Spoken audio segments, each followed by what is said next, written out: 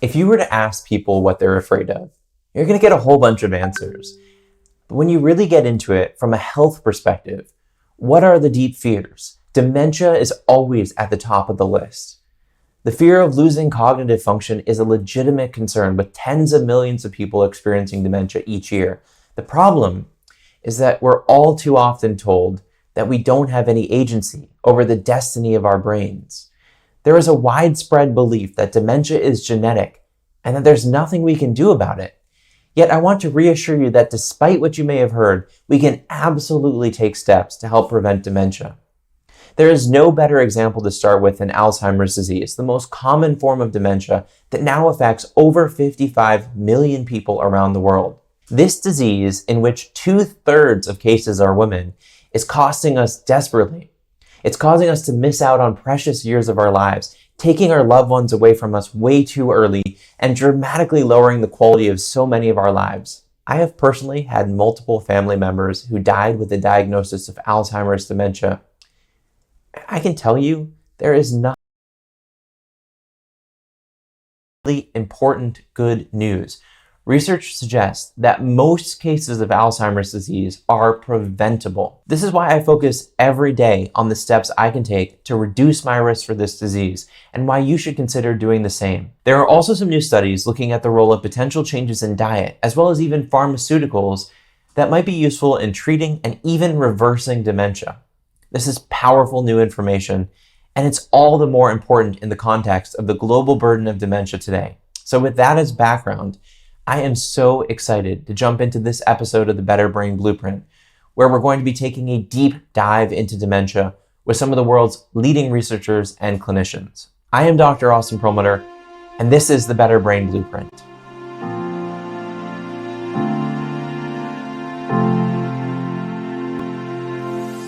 Having a healthier brain feels empowering. Limitless. Inspiring. It feels peaceful and it feels hopeful. It is so essential to your health. Your brain is your greatest asset. Improve your brain. Improve your brain. Improve your brain. Improve your life. Improve your life. There is no alternative. Live better longer. You deserve that.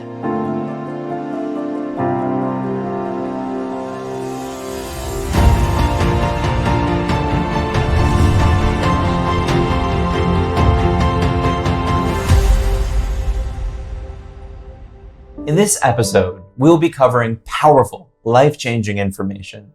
Remember, if you want full access to the Better Brain Blueprint now and for years to come, you can invest in the entire series, along with the exclusive bonus materials right now for a special price that is only available during this broadcast. Don't wait, your brain will thank you. As we jump into the topic of dementia, it's important that we cover the basics. Dementia is really an umbrella term that describes a number of different diseases which share similar symptoms. The main symptom is a global decline in brain function. Around the world, the most common form of dementia is Alzheimer's disease. Alzheimer's is characterized by atrophy in parts of the brain like the prefrontal cortex and the hippocampus, as well as the buildup of proteins called amyloid and tau. Progressive memory loss is the most typical issue seen in Alzheimer's. The second most common form of dementia is vascular dementia. This is related to diseases with the blood vessels that go into the brain, and subsequently issues with blood supply to the neurons. People with vascular dementia may have more issues with loss of focus compared to those with Alzheimer's disease. Next up is Lewy body dementia. Like Alzheimer's disease, Lewy body dementia is characterized by a buildup of proteins. In this case, they're called Lewy bodies. People with Lewy body dementia may have symptoms of both Alzheimer's and Parkinson's, as well as the potential for hallucination and trouble with focus. There's also frontotemporal dementia, a disease characterized by a loss of brain function, specifically in the frontal and temporal regions in the brain. People with frontotemporal dementia may have more issues with behavior, thinking, judgment, as well as issues with language and movement. Finally, there's mixed dementia, which can have characteristics of multiple other types. I will also note here that there are many other somewhat less common conditions like alcohol and chronic head trauma-associated dementias. With all of this said, for most people, most of the time, the most important dementia to be focused on is Alzheimer's, and the most important way to target it is through prevention. by and large, when we are talking about memory decline, cognitive failure, cognitive decline over time, the thing that comes to mind for everyone, of course, is Alzheimer's. When we talk about dementia, which is the ultimate issue as it relates to cognitive decline, most of the cases are indeed Alzheimer's disease. So let's call it what it is. When people are having this discussion, Alzheimer's is in the back of their minds, actually in the front of their minds. It needs to be in the front of the discussion. And here we are in America with now close to 7 million Alzheimer's patients. That number is expanding quite rapidly. We know that globally there are about 55 million individuals who've been diagnosed with this disease, and we're seeing 10 million new cases a year. And the incidence of Alzheimer's went up by somewhere between 14 and 17% just on the basis of the COVID pandemic. So that really fanned the flame of brain degeneration really across the world. We talk about rates of certain diseases like coronary artery disease and heart disease, and that's actually improving in terms of being the cause of death, whereas people dying from Alzheimer's, that number has increased quite dramatically by close to 150% in the past 20 years. So we're not winning that battle by any stretch of the imagination, and it is because there's a narrative out there that your heart is affected by your lifestyle. Your bad cholesterol, your good cholesterol, your total cholesterol, your exercise, your diet, those things have really entered into the conversation as it relates to heart health. So, there's, as people say, that everyone knows a cancer survivor, nobody knows an Alzheimer's survivor. So I was actually disappointed to find out that if I became a neurologist, there would be little that I could do to help people, the vast majority of patients. And so I thought, okay, I'm interested in the brain, I'm interested in being a neurologist, but I'm going to need to go back to the lab to start looking at, so what's wrong? What fails here? What's going on? And so the area, the question that we pursued for 30 years in my own laboratory was, what is the fundamental nature of the neurodegenerative process? Can we get an idea so that we understand enough of the nuts and bolts that we can actually begin to fashion the first effective treatments? And, why has it been so, whether you've got Lewy body disease or frontotemporal dementia or Alzheimer's disease or corticobasal degeneration, just go right on down the list. It's just been complete and utter failure with people dying. It's a relatively common way to die from neurodegenerative diseases and a horrible way to die. So that's why, we got interested in what could we actually translate from our research. Many people will probably be diagnosed with Alzheimer's disease at around 65, 70. Let's just take the general average. Now, I also want to be clear on the current statistics in 2023. So approximately 50 million people worldwide currently have Alzheimer's disease, and that number is set to triple by the year 2050. And if you actually have a look at the stats of this and you have a look at the percentage, around 95% of these cases are lifestyle driven, meaning that Alzheimer's disease, yes, there's around 30 genes involved in this disease, but they're not 100% penetrant, meaning that if you've got some of these genes, it doesn't mean that it's a foregone conclusion that you are going to get Alzheimer's disease. One important fact about Alzheimer's disease is that it is much more prevalent in women than in men. Today, almost 2/3 of all Alzheimer's patients are women. What that means is that for every man suffering from Alzheimer's disease, there are 2 women. Now, the big kicker here is we're dealing with an aging population. So those baby boomers, every single continent on the planet except for Africa has an aging population. And so what's happening is more and more of our population, so the majority of people are about to be in that category where they're at very high risk. And one of the big issues is we don't have enough people who are younger to take care of them. And so this really is a huge problem that we need to find a solution for now. because I just see the tsunami coming as baby boomers age, where there are going to be a huge number of people in the population experiencing Alzheimer's. Now, the average person has about a 13% chance of developing Alzheimer's in their age, but 1 in 3 seniors will die with a form of dementia. And one of the big issues with dementia or Alzheimer's is that it isn't just about that one person who has it. It takes a village to care for them. And so adult children, their spouse, other people in their community, whether they're paid or unpaid caregivers, get pulled into the trauma and the work that it takes to care for someone with dementia.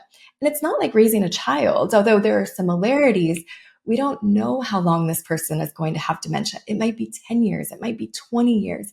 This can last a long time. Whereas if you have a 3-year-old, they're going to turn 5 and 7, and there's going to be an end to the care that you need to provide at some point. With somebody who has dementia, you just can't predict how long it's going to last. What really matters in life, right? When I think about that, it's the people, it's the connections. And who are we other than our memories, our understanding of each other? Those relationships are so valuable. And, as a physician working with patients who have dementia, I've had, I've watched people go through the struggle, the trauma, the long goodbye that is Alzheimer's. And my life's work is helping as many people as possible not have to go down that path, because we lose our dignity when our brains don't work. We lose those really meaningful connections. We lose that ability to have purpose and meaning by giving that wisdom that we've collected over a lifetime of experience to the next generation. Now, it is true that there is a genetic component to many forms of dementia. Alzheimer's is the best example, with carriers of the gene called ApoE4 being at a higher risk for developing the disease. However, we know that there's far more to this puzzle than just the DNA we were born with. In fact, research now indicates that the majority of the average person's risk for Alzheimer's dementia is not going to be due to genes, but rather due to the choices that they make. That is incredible information, because it also means that most of what drives our risk for the condition is within our control. Importantly, it's not just what we do later in life that matters, it's what we do across our entire lifespan. That means that each day's choices are an opportunity for us to get our brains on a path towards better health and a lower risk for dementia. It goes back into the choices that you are making in your 20s, your 30s, and your 40s. So everything you are doing at a young age is either aiding in enhanced cognitive function and enhanced brain health, or it's aiding in a progression of early onset Alzheimer's disease. And that's really, really scary. You need to look far beyond where most doctors are looking for where the Alzheimer's is actually coming from. The good news is you've got some time to do it. People, if you get in early, get on prevention, or get in the second phase. If you don't get in when you're asymptomatic, please get in when you have subjective cognitive impairment. All of these people can do well. You can identify what's actually causing the problem. And as you indicated, what things, it's typically sleep apnea, it's leaky gut, it's anything that's going to give you chronic systemic or chronic brain-related inflammation. It's changes in your oral microbiome. It's chronic sinusitis. It's herpes simplex, P. gingivalis, all of the tick-borne illnesses, Borrelia. So just recently in 2020, the Lancet Commission reviewed all the evidence about risk factors for Alzheimer's disease and dementia, and they added air pollution as a major risk factor for an increased risk of dementia later in life. Now, air pollution is tricky to address because we don't really have much control over the environment outside of our homes. However, we bought an air purifier. We have air purifiers in the house because you never know. You want your home at least to not contain that many air toxins. And I also invested in plants that produce oxygen in the house. So we have a lot of these plants. They're very pretty, and they do clean up the air. There is a huge move to now recognize that Alzheimer's is really a brain metabolism issue. We saw back in 2020 in the Journal of the American Medical Association an editorial that said it's really time to focus on metabolism as being the issue front and center that relates to Alzheimer's, not this notion of the brain accumulating a toxic protein called beta amyloid. If you look at what actually drives the process of neurodegeneration, be it ALS or Alzheimer's or frontotemporal dementia, there are all these theories, as you know. It's misfolded proteins, it's prions, it's herpes simplex, it's reactive oxygen species. You just go down the list. I mean, people have thrown out hundreds and hundreds of ideas, and unfortunately, none of these so far has led to actual improvement. The Lancet in 2020 published a commission report on dementia that showed that there are many modifiable risk factors when it comes to dementia. Now, we have two categories, the modifiable risk factors and the unmodifiable ones. The modifiable ones is where I really want to put the emphasis, because there's so much we can do. We can't do anything about our age. We can't do anything about our gender. We can't do anything about our ApoE4 genetic status. But we can do a ton about how much we move, how much we interact with other people, the air pollution we might be exposed to, whether or not we smoke, how we engage with others, and how we engage with our environment has a huge, huge impact on the trajectory of our cognitive health over the course of a lifetime. Alzheimer's disease is not a disease of old age, but it is a disease of midlife that has symptoms that start decades later. So Alzheimer's disease starts with negative changes in the brain in midlife, and these changes slowly but surely accumulates, impairing brain function to the point that years later, the symptoms of the disease emerge. What's interesting, and I heard this from a scientist at Harvard, Rudy Tanzi, who's an Alzheimer's researcher, discovered the presenilin genes, really amazing guy.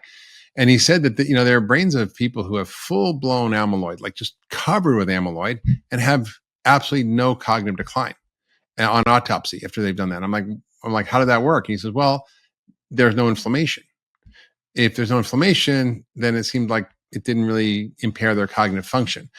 And that sort of speaks to the underlying issue, which is, what is the overall metabolic and immune health of someone? And how does that play a role in their brain and their brain function and health? And so this whole beta amyloid theory, I think, is kind of a red herring. It looks like it's a problem, but it actually is just an effect. We want to make sure that people have enough choline and have enough acetylcholine. Glutamate is another critical one. So important for long-term potentiation, so important for memory, but unfortunately, so important as an overactive one that can give you problems. And so again, people have tried, let's just get after Alzheimer's by tamping down the glutamate. Well, that works a tiny bit, as we see with memantine inhibiting the signaling. It's a tiny effect. But again, there's so much more going on. It's actually so much more interesting than just that. So I would say, for our interest in cognition, certainly acetylcholine would be right at the top. Glutamate, then it's the glutamate GABA ratio that's right there. But of course, you have to have that positive feedback. So you need the dopamine, you need the attention. And I think most people don't realize how important norepinephrine is. So the interesting finding pathologically, as you know, is that the first thing, even before the entorhinal cortex begins to be lost in Alzheimer's disease, the locus coeruleus in the brainstem is actually lost. That's the first site. And so what happens, you lose that noradrenergic signaling, you lose the attention, and you have people who are less enthusiastic, who are less responsive, who are less engaged. One of the first things we always hear when people are getting better on the protocol we developed, or a variation thereof, is that they say, wow, my spouse is so much more engaged than he or she was before. They really kind of come around and they're quicker. So, and this is all related to improvements there. And then when their memory's getting better, it's of course more related to their cholinergic and glutamatergic signaling. In a clinical setting, dementia seldom comes up as a topic until very late in the development of a condition like Alzheimer's. We typically wait until somebody has all the symptoms of memory loss, until somebody tells the doctor, I'm really worried because my partner has been more forgetful lately. And this is a big problem. This is a reflection of how we as a society tend to view dementia. We basically don't think about it until it's unavoidable. Yet, this mentality runs 100% counter to what makes the most sense, to what is the most productive. Since we know the most powerful strategies for Alzheimer's are preventive strategies, we really need to be having conversation about this condition decades before we're at risk for actually having symptoms. We need to be structuring our lives each day for good brain health, not just ignoring the topic and hoping that there's some breakthrough new drug that's going to save us once we're already at the end of the road. So why is dementia, and why is Alzheimer's in particular, so often ignored until it's so late? This is such a great topic of conversation. So what I see is that people deny the fact that they might end up with Alzheimer's, even when they have the genetic predisposition. And it's because it's absolutely terrifying. No one thinks it will happen to them because coming to terms with the fact that you might need memory care, or you might have to have someone help you use the bathroom or feed yourself or dress yourself later in life, who would want to go there? Who would want to think about that, right? And so we sit in denial for the most part.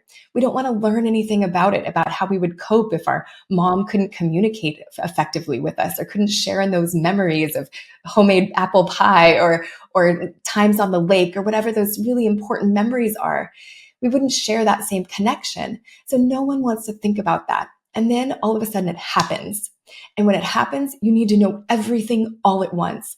And there's conflicting information out there. It would be like drinking from the fire hose to go to the internet and Google, like, what do I do about Alzheimer's? You'll get people that say there's nothing you can do. It'll be join this trial that maybe there's some hope. Or maybe seeing somebody like me pop up and I'm a naturopath and wonder, I wonder if what she's saying has any validity to it, right? There's all these conflicting ideas and perspectives out there. And then to go through the emotional turmoil of, okay, how do I make this decision? To go through the financial kind of unpacking of what does this mean for me and my family and how we're going to use our resources and our time. These are really, really big, scary questions that most people don't want to think about in advance.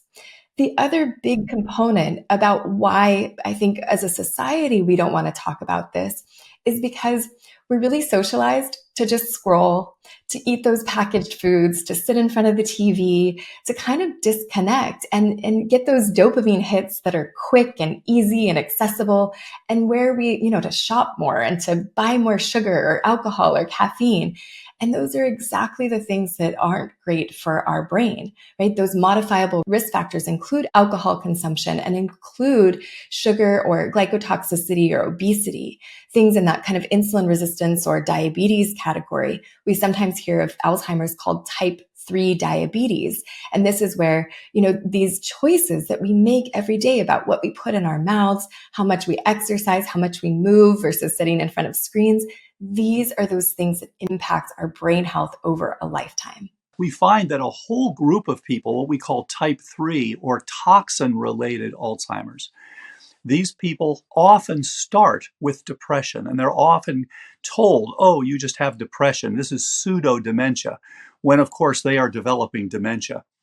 And so it turns out later that, this is not just about depression. The Better Brain Blueprint is all about empowering you to lead a longer, better, happier, and healthier life. No matter your health history, you have the ability to improve your brain function right now by incorporating the information from this series into your daily life. This cutting-edge information just isn't available anywhere else.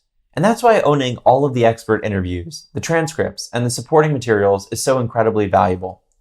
I highly recommend making the Better Brain Blueprint, along with the bonus materials, part of your family library. By making some simple lifestyle changes, you can create lasting improvements in your health and in your life. These changes may not only lower your risk for conditions like Alzheimer's and mood disorders, they will almost certainly improve your brain function right now.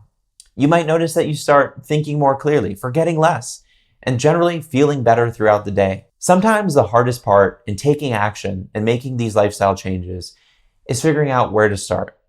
If you're ready to start right now, the bonus materials include resources that will help you apply this knowledge to your life, one step at a time. We interviewed the world's leaders in general brain health, mood disorders, Alzheimer's disease, and more. And we received some fantastic, actionable information from each of our experts.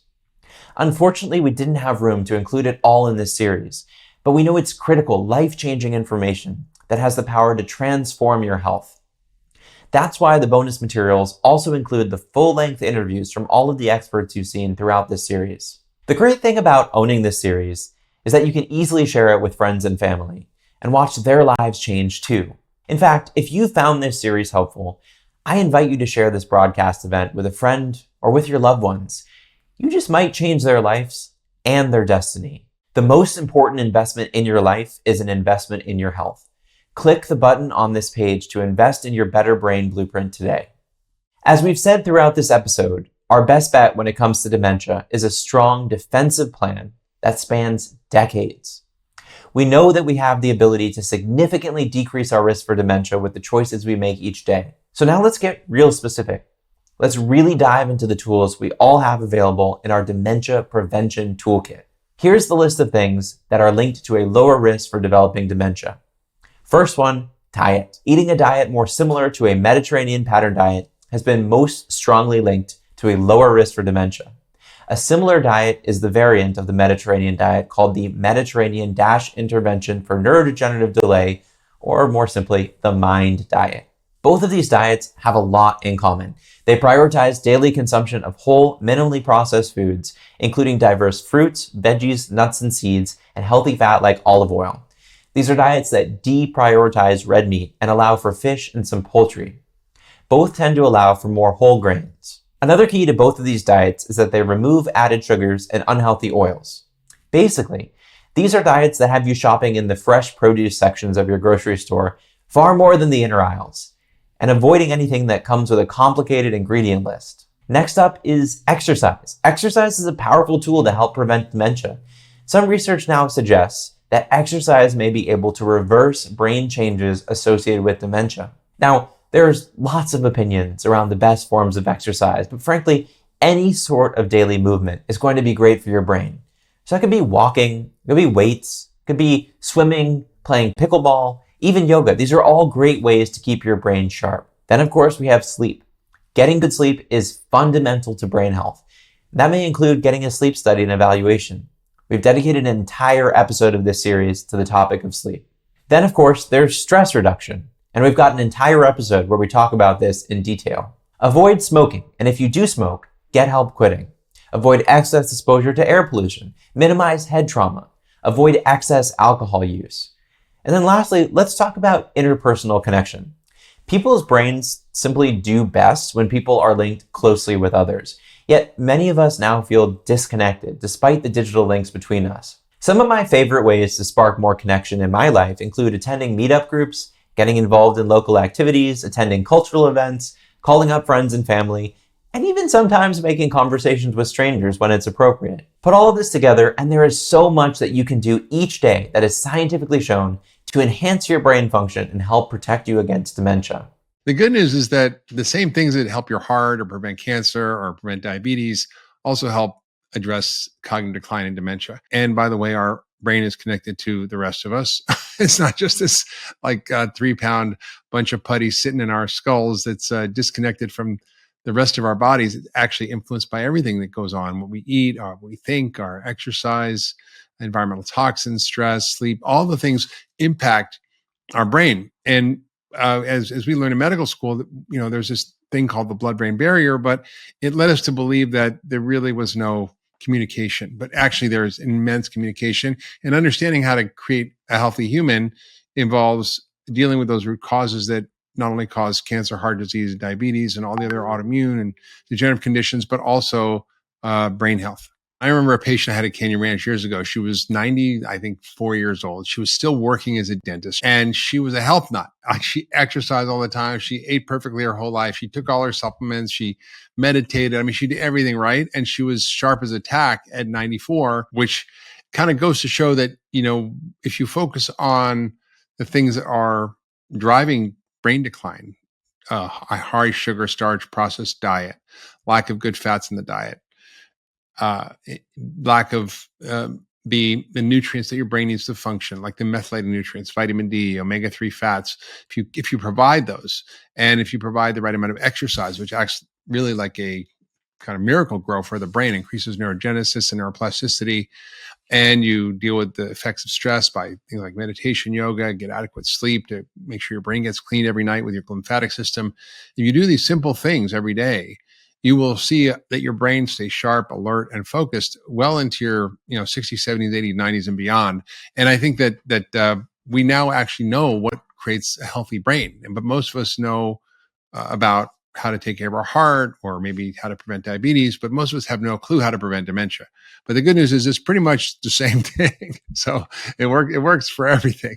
One fat to focus on when it comes to brain health is DHA, or docosahexaenoic acid. DHA is an omega-3 fatty acid that is a primary structural component of the human brain, cerebral cortex, skin, and retina. It's definitely a superstar for brain wellness. And having enough DHA in our diet may be key to keeping our brains in great shape for decades to come. The next thing that DHA does that I'm really fond of is that it stimulates the DNA activity to create something in the body called BDNF, brain-derived neurotrophic factor. Why is that important? It's important because this BDNF is related to preserving your brain. BDNF stimulates the growth of new brain cells. It takes care of your brain cells. It heals them, and it allows the brain to form more connections. We call them synapses from one cell to the next. So higher levels of BDNF are associated with lower risk of brain shrinkage and and Alzheimer's disease as well, brain decline.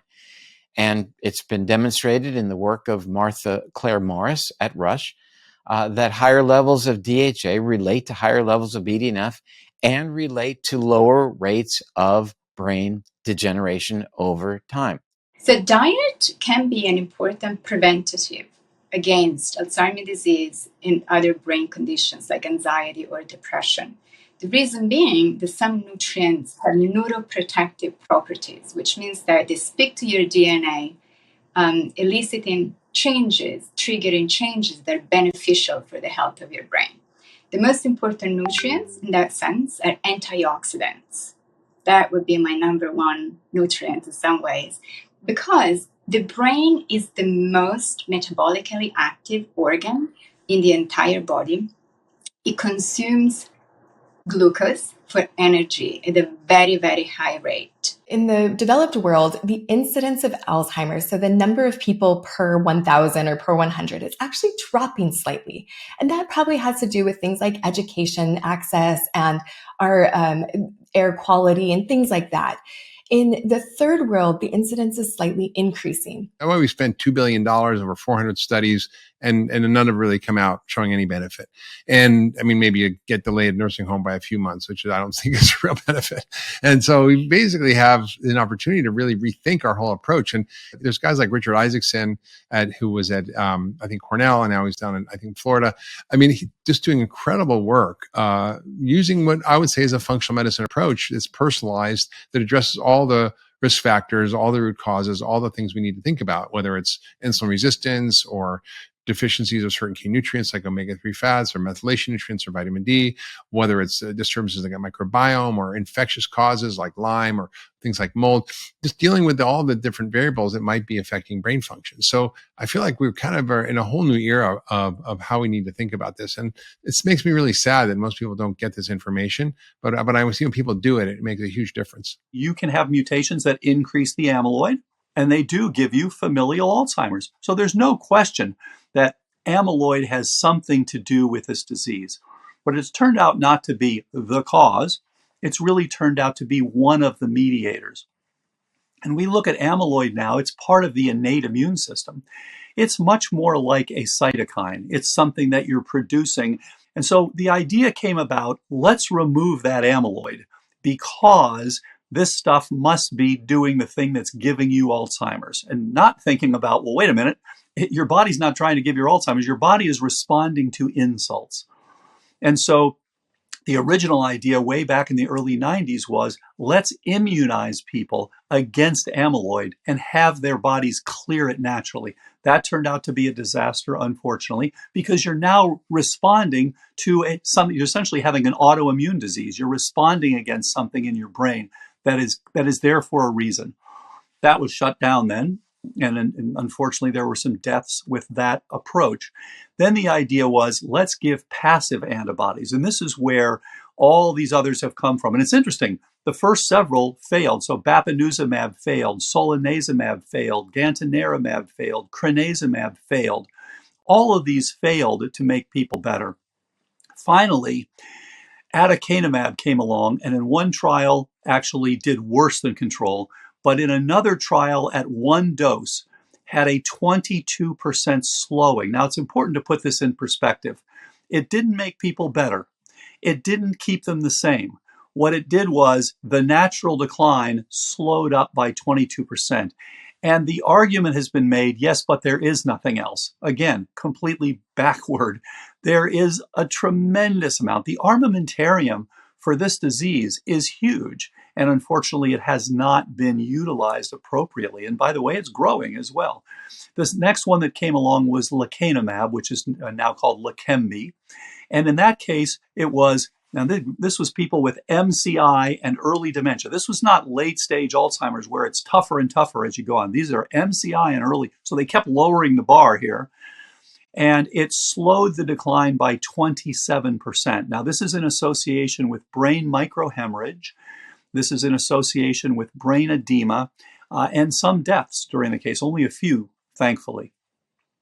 And so, again, the push has been, well, there is nothing else. This is the way to go. Again, there's so much more. So just to compare what actually did better than Leqembi in its trial, ketones alone did better than Leqembi.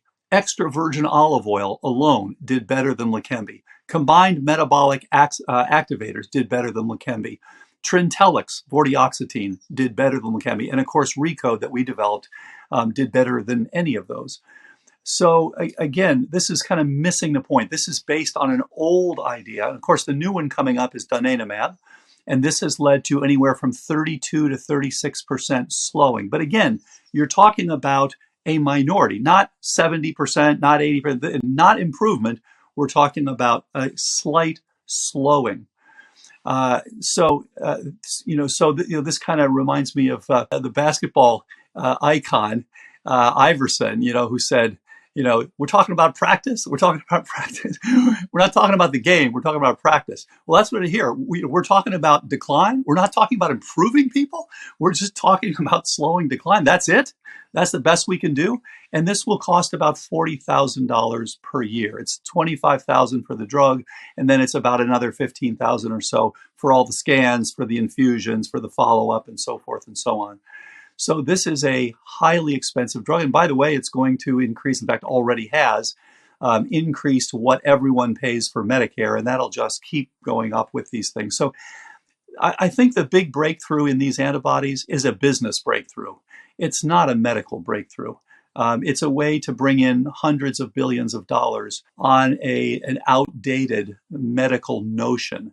And one where we know we can do far better. Now, to be fair, there's also the earlier drugs, Aricept, Namenda.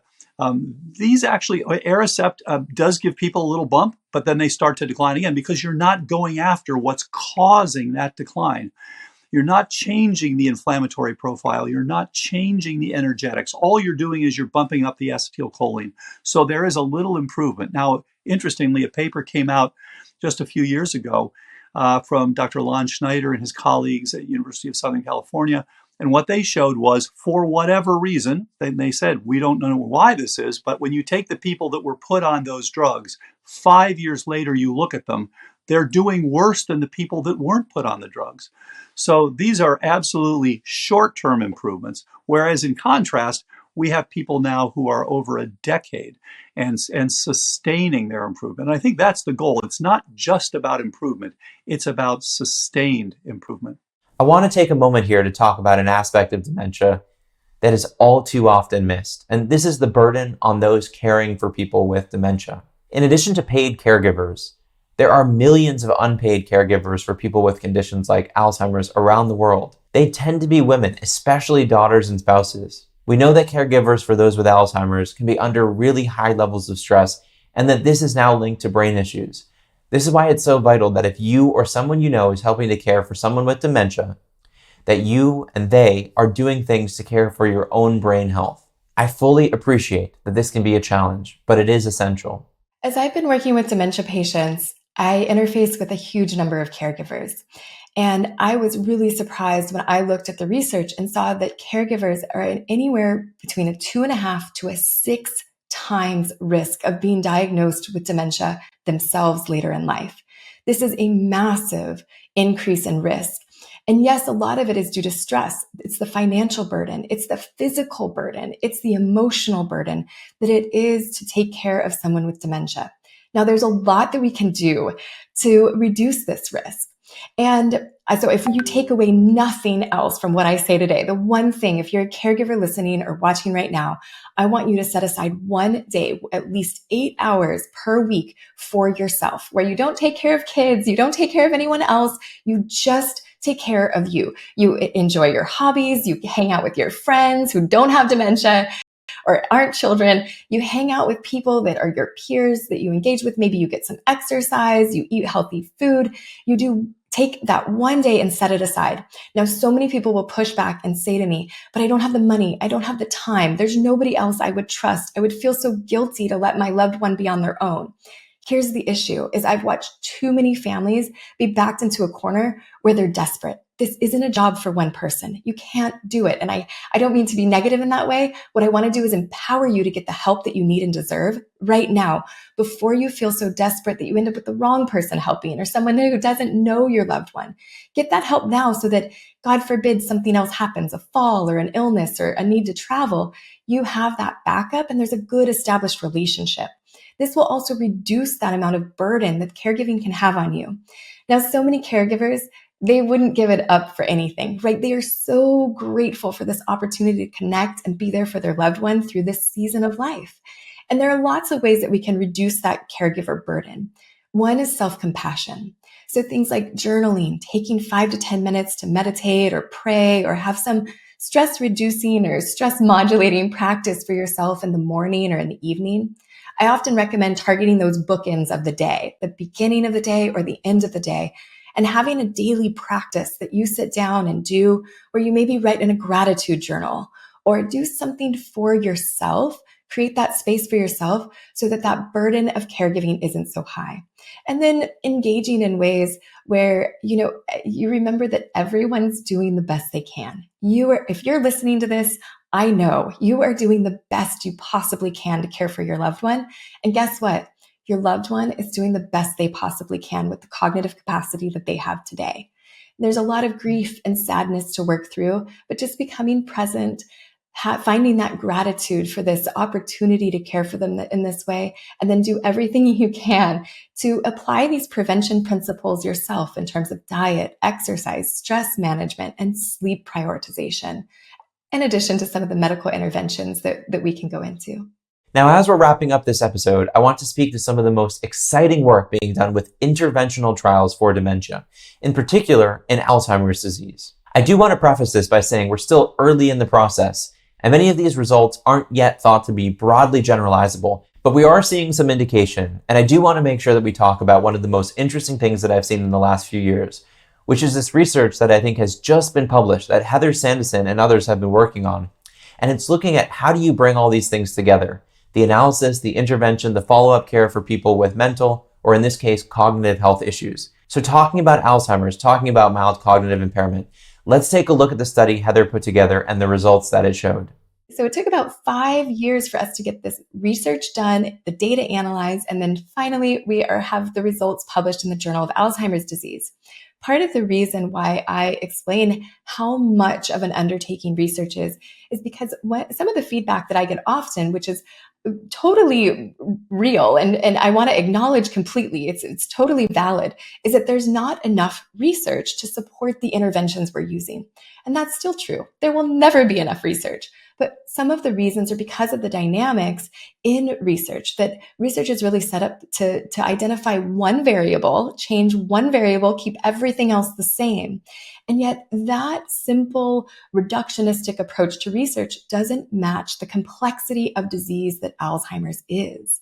Additionally, the things that work, they don't pay off financially. They pay off for you if you are preventing Alzheimer's, because they prevent you from needing to pay for memory care later on. You get the rewards of those connections to your family members that are so meaningful later in life.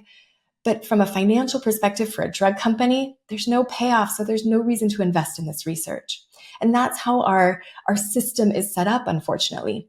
And then the other piece of research is that it just takes a long time to recruit everyone and then to collect the data and then to analyze the data. So here we are. I'm really proud of our team. I'm really excited. We also have the help of Dr. Ram Rao, one of my favorite people ever, who's worked closely with Dr. Bredis and has published extensively in the Alzheimer's space. In fact, he described a lot of the nuances around the ApoE4 genetics and really put that on the map. So I had the privilege of working with incredible and really smart people. And what we found was that more often than not, in a cognitively declined patient population, we took 23 participants who had measurable cognitive impairment through a 6-month intervention, which was completely inspired by Dr. Dale Bredeson's work. And in just 6 months, 17 of those 23 participants, or 73.9% of them, got better. Now, additionally, the mean scores, so even including the people who didn't get better, the mean scores in MoCA, as well, this is the Montreal Cognitive Assessment. This is a clinical tool used to evaluate someone's cognitive decline. So mean scores in MoCA went up in those 6 months, as did the Cambridge Brain Sciences battery of testing. The overall composite score and the memory score were both statistically significantly better after 6 months of intervention. There were a few other categories and those improved, but they weren't statistically significant. But it is looking like in just 6 months, we can make a meaningful change, a meaningful impact in someone's cognitive abilities. And it makes me just wonder, what can we do with 12 months? And how is this going to work for everyone? A lot of times when we do research, it just generates new questions. To be fair, we didn't have a control arm, so this was a feasibility trial. We're still in those early stages because we couldn't get through IRBs for a long time because this is a multifactorial intervention. We want to look at those outcomes, but we want to throw everything at this. I have the most confidence when we don't just dip our toe in the water, we don't just change one variable, but we address all of the modifiable variables. And then I think we get the best outcomes. And so the science is just coming around to this and approving these studies. So it's going to take us a while. Dr. Bredesen right now is recruiting for their clinical trial, which is a controlled trial. What we showed in our research that was published in the August version of the Journal of Alzheimer's Disease in 2023, very similar to a paper published by Kat Tubes on the Bredesen team in July of 22, also in the Journal of Alzheimer's Disease. They took 25 participants through a 9-month intervention, and they showed that 84% of the time they had an improvement. Now, we showed 73.9% of the time people got improvement, but we had a shorter intervention, and we had patients who were more significantly declined. And so we got about what you would expect. This is corroborating what they've seen in their trial. It's basically just adding more data to the pile of research saying that a Bredesen type intervention is a worthwhile endeavor for anyone concerned about Alzheimer's or dementia. I want to just make one clarification about the trial. There was a medical component to that intervention, so it wasn't just lifestyle. Now, I've seen a lot of patients make the biggest gains in those foundational lifestyle changes, and I wouldn't expect a huge improvement if someone only did the medical component. You can't take a pill or an IV and make the suffering of Alzheimer's go away. I wish I had that to give to patients. I wish I had that to give to families. But unfortunately, it takes work and effort. Now, in the clinical trial, we did the testing. So we tested for the toxins. We tested for nutrient status. We tested for gut function. We tested for genetic predisposition. We tested for infections. There was a ton we tested for, and then we aggressively treated. So it was a combination of both the medical and the lifestyle interventions. And that was how we got those phenomenal results in 6 months. This has been an information-packed episode for sure. But it's such critical knowledge that we all need. Our risk for dementia is far too high unless we take charge of our brain health and start to make some changes to our lifestyle today. Remember, the best available treatment for dementia is to prevent it before it ever happens. Luckily, we now know from the top experts in the world that we all have the ability to help prevent dementia with simple modifications to how we eat, sleep, exercise, engage with stress, and the environmental exposures we experience. Again, I have been through Alzheimer's with 2 of my family members, and it's not something that I'd wish on anyone. This is incredibly painful, difficult stuff. The great news is that I now feel so empowered by the research from this episode to know that I can retake control of my brain's destiny and chart a better course. And so can you and your family members. Brain health matters because that is how we connect with others. The most meaningful thing in our lives is those connections to our friends and loved ones. And without our brain health, those connections dissolve and go away. Brain health matters because it enriches our everyday life. And in this new era of reverse aging, if people are going to live to 100 or 120 or 140 or 160, having half of that time as a demented person just makes no sense. I hope you enjoyed this episode of the Better Brain Blueprint. I'm Dr. Austin Perlmutter, and I'll see you back here tomorrow for the next episode.